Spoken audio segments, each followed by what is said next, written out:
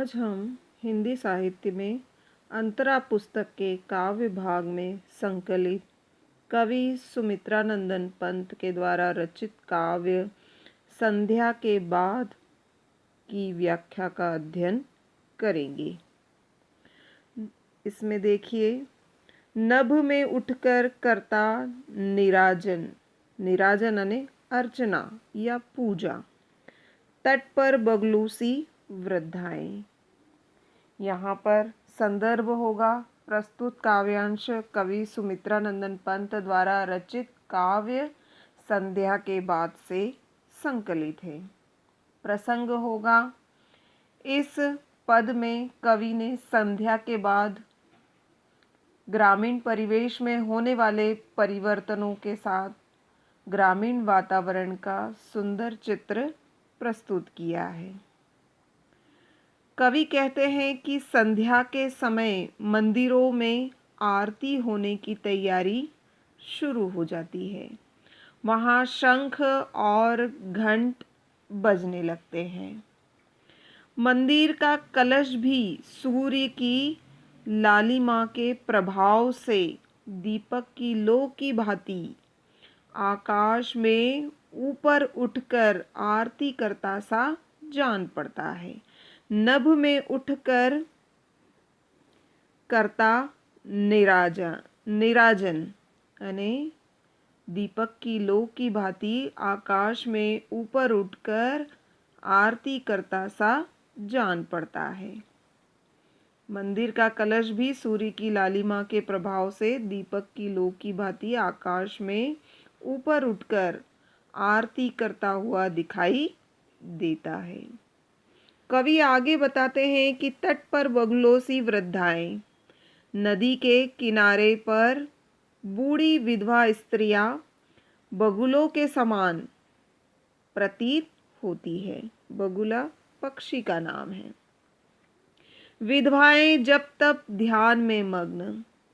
कवि बताते हैं कि वे स्त्रियां जप और तप में मग्न रहती है।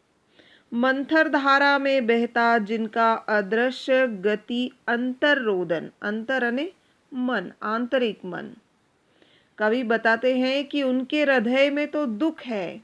कौन? उन विधवा स्त्रियों के हृदय में तो दुख है और उनका हृदय रोता भी है। अंतर्रोदन, उनका हृदय रोता रहता है और उनके मन की पीड़ा नदी की धीमी धारा में बह जाती है। उनके हृदय का दुख बाहर से दिखाई नहीं देता है। दूर तमस रेखाओं सी उड़ती पंखों की गति सी चित्रित। तमस यानी अंधकार। यहाँ पर कवि बताते हैं कि सूर्यास्त के बाद, सूर्य के अस्त होने के बाद पक्षी समूह बनाकर अपने घोंसलों की ओर लौट रहे हैं और उनके पंखों की गतिशीलता, उनके पंखों की गति दूर अंधकार में, दूर तमस यानी दूर अंधकार में एक रेखा सी बनाती है जो अंधकार को चीरती हुई चली आ रही है। कवि कहते हैं कि सूर्य के अस्त होने के बाद पक्षी भी समूह बनाकर अपने घोंसले की ओर लौट रहे हैं और उनके पंखों की गति अंधकार में एक रेखा सी बनाती है जो अंधेरे को चीरती हुई चली आ रही है। आगे देखिए, सोन खगों की पांति। खगों यानी पक्षी। कवि आगे बताते हैं कि सूर्य के अस्त होने की स्वर्णिम आभा से, जब सूर्य अस्त होता है तो उसकी किरणें कैसी होती है? सुनहरी होती है। तो अस्त होते सूर्य की स्वर्णिम आभा से पक्षियों के पंख भी सुनहरी हो गए हैं। सोन पंखों की पांति, आर्द्र ध्वनि से नीरव नभ करती मुखरित। कवि आगे बताते हैं कि घोंसले की ओर लौटते हुए पक्षियों के कलरव में, पक्षियों के शोर में आर्द्रता है, नमी है। अब उनके स्वरों में मिलने की इच्छा के कारण नमी सी आ गई है और आकाश उनके शोर से ध्वनित हो रहा है, गुंजायमान हो रहा है। स्वर्ण चूर्ण सी उड़ती गोरज। कवि आगे कहते हैं कि गाय भी इस समय जंगल से लौट रही है और उनके खुरों से उड़ती हुई धूल सूर्य की सुनहरी किरणों में सुनहरी हो गई है और ऐसा लगता है मानो सोने का चूर्ण उड़ रहा हो। किरणों की बादल सी जलकर। बादल ऐसे लगते हैं मानो किरणों के आकाश में सुनहरी बादल छा गए हों। इस समय बादल भी ऐसे लगते हैं मानो किरणों के आकाश में सुनहरी बादल छा गए हों। सनन तीर सा जाता नभ में ज्योतित पंखों कंठों का स्वर। कवि कहते हैं कि पक्षियों के कंठों का स्वर, ज्योतित पंखों कंठों का स्वर। कवि बताते हैं कि पक्षियों के कंठों का स्वर एवं पंखों की फड़फड़ाहट का स्वर, उनके चहचहाने का स्वर और उनके पंखों के फड़फड़ाहट का स्वर आकाश में, नभ में यानी आकाश में धंसता चला जाता है। ऐसा लगता है मानो कोई तीर सनसनाता हुआ आकाश की ओर उड़ा जा रहा हो। लौटे खग गाय घर लौटी। कवि बताते हैं कि पक्षी अपने शावकों के पास घोंसले की ओर लौट रहे हैं। खग यानी पक्षी। कवि बताते हैं कि पक्षी अपने शावक यानी अपने बच्चों के पास घोंसलों की ओर लौट रहे हैं। गायें घर लौटी और इस समय गायें भी जंगलों से चरकर अपने बछड़ों के पास घर लौट रही है। लौटे कृषक श्रांत श्लथ डग धर। कृषक यानी किसान और श्रांत यानी थके हुए, डग यानी मार्ग। थके हारे किसान भी अपने खेतों से घरों की ओर लौट रहे हैं। छिपे ग्रहों में म्लान चराचर। और कवि कहते हैं कि सभी जीव, सभी प्राणी थक कर घरों में आकर छिप गए हैं। इस प्रकार धीरे धीरे संध्या के बाद अब उनकी परछाई भी नहीं दिखाई दे रही है।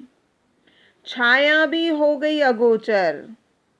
जैसे जैसे शाम ढलती जा रही है वैसे वैसे जो परछाइयाँ दिखाई दे रही थी वे भी अब गायब हो गई है। अगोचर यानी दिखाई नहीं देना, अर्थात अंधेरे के इस समय में अंधेरे ने सभी को अपनी गोद में छिपा लिया है। छाया भी हो गई अगोचर यानी शाम के समय जो धुंधली छाया दिखाई दे रही थी वह भी अब दिखाई नहीं दे रही है।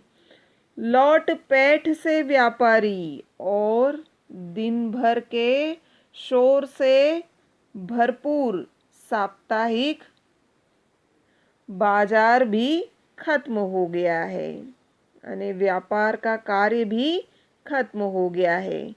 व्यापार भी जाते घर और इस समय व्यापारी वर्ग भी उस पार नाव पर बैठकर घर की ओर लौट रहे हैं। ऊँटों घोड़ों के संग बैठे, उनके साथ उनके घोड़े और ऊँट भी है। खाली बोरों पर हुक्का भर, वे बड़े विश्वास के साथ खाली बोरों पर बैठे हैं और हुक्का गुड़गुड़ाते हुए आपस में एक दूसरे से बातें करते हुए घर लौट रहे हैं। जाड़ों की सूनी द्वाभा में झूल रही निशा छाया गहरी। जाड़ो अने सर्दी, सूनी अने सुनसान, द्वाभा अने चमक, निशी अने रात। कवि कहते हैं कि सर्दियों की रात है, चारों तरफ सन्नाटा पसरा पड़ा है। शाम के धीमे प्रकाश में रात की छाया भी गहराती जा रही है। झूल रही निशा छाया गहरी। कवि पंत वर्णन करते हुए कहते हैं कि सर्दियों की रात है और चारों ओर सन्नाटा छाया हुआ है। शाम के इस धीमे प्रकाश में रात की छाया भी गहराती जा रही है। यानी कहने का तात्पर्य है कि इस अंधकार में सब कुछ डूबता जा रहा है और संध्या के समय का जो सारा वातावरण है वह क्या है, घर लौटने से जुड़ा हुआ है और अंधकार में सब कुछ डूबता जा रहा है। डूब रहे निष्प्रभ विषाद में, इस समय अंधकार में सब कुछ डूबता हुआ दिखाई दे रहा है। खेत बाग ग्रह तरु तट लहरी, इसका प्रभाव खेत, घर, बाग बगीचे, पेड़, किनारे तथा लहरों पर भी पड़ रहा है और ये सभी अंधकार में डूबते जा रहे हैं। कवि ने अंत में संध्या के लौटने का वर्णन करते हुए अंत में कहा है कि इस समय सर्दियों की रातें हैं और चारों तरफ सन्नाटा फैला हुआ है। शाम के इस धीमे प्रकाश में रात की छाया भी गहराती जा रही है। इस अंधकार में सभी कुछ डूबता जा रहा है। उनकी जितनी भी वस्तुएं दिखाई दे रही थी, जितने भी जीवधारी दिखाई दे रहे थे, उनकी चमक अब फीकी पड़ती जा रही थी। इसका प्रभाव खेत, बाग, घर, बगीचे, पेड़, किनारे तथा लहरों पर भी पड़ रहा है और ये सभी अंधकार में डूबते जा रहे हैं। तो यहाँ पर कवि ने गांव के लोगों के यहाँ पर संध्या के बाद में कवि ने ग्रामीण परिवेश में होने वाले परिवर्तनों के साथ रात्रिकालीन ग्रामीण वातावरण का सुंदर चित्रण प्रस्तुत किया है।